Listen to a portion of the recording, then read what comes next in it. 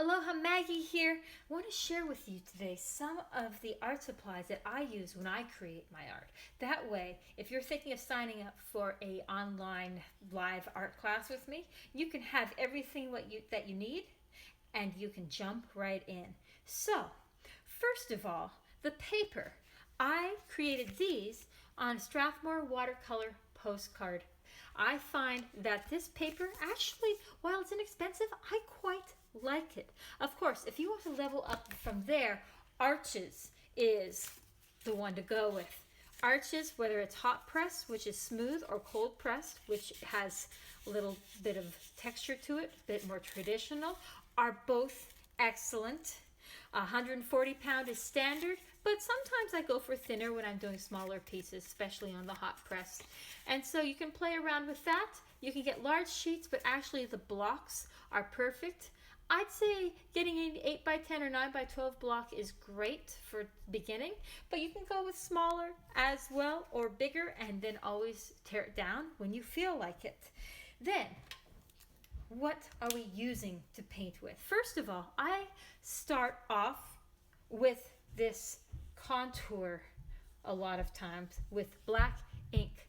And I didn't use it on this one, but both of these have it. So this ink brush here, black Pentel ink brush that has refills that you can buy that you just put right in there, and it has the most beautiful line.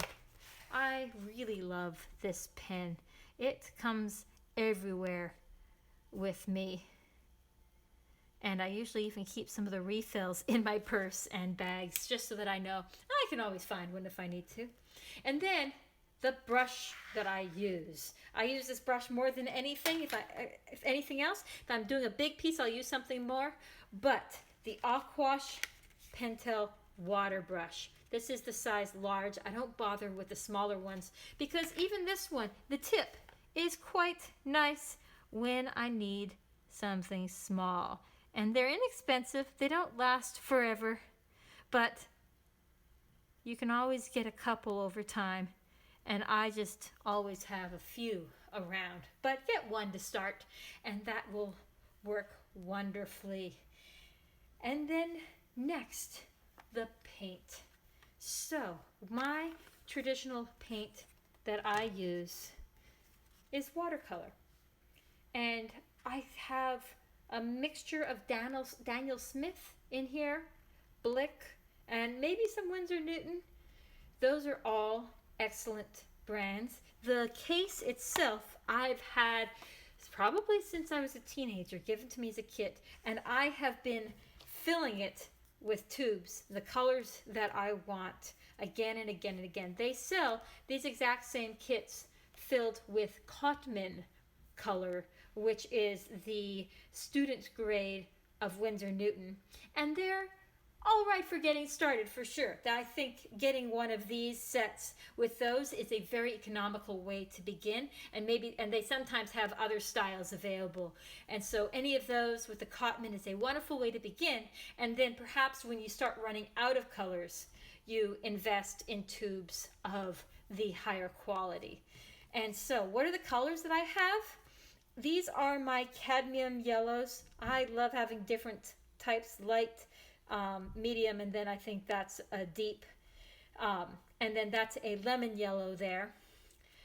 Cadmium red, quinacridone rose, alizarin crimson, French ultramarine. Somehow I use more French ultramarine than anything else. I've got my yellow ochre. I have phthalo green, hooker's green, cobalt blue, burnt sienna, burnt umber, and then Payne's gray, which I don't use very often. And if you don't have these colors exactly, that's okay. Your colors will evolve with time. But a warm yellow and a cool yellow, a warm red and a cool red, maybe two different blues, and a warm green and a cool green, and then maybe some brown tones. That's a really good place to start. But even if what you have is just a red, yellow, and blue, we can make a whole rainbow just with that. Now I'm going to show you one other set. This is my new favorite. I just got this a little while ago, but this is what I used to paint both of these. The only difference with these being one I was using the black line, the other one I didn't. This is not watercolor, it's gouache. But I am using it just like intense watercolor. So if I take this color, it can be very thick, it can be basically opaque. But if I put some water down and then drop it in, it can act just like watercolor. And it really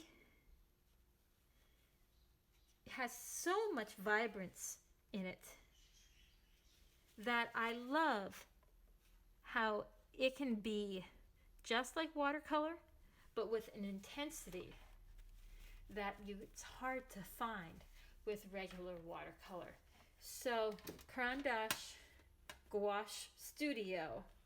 They have some with tubes. I haven't tried those out lately, but the cake one here, it's not too expensive, and it's going to be so much fun to use. So I highly recommend getting this as an option.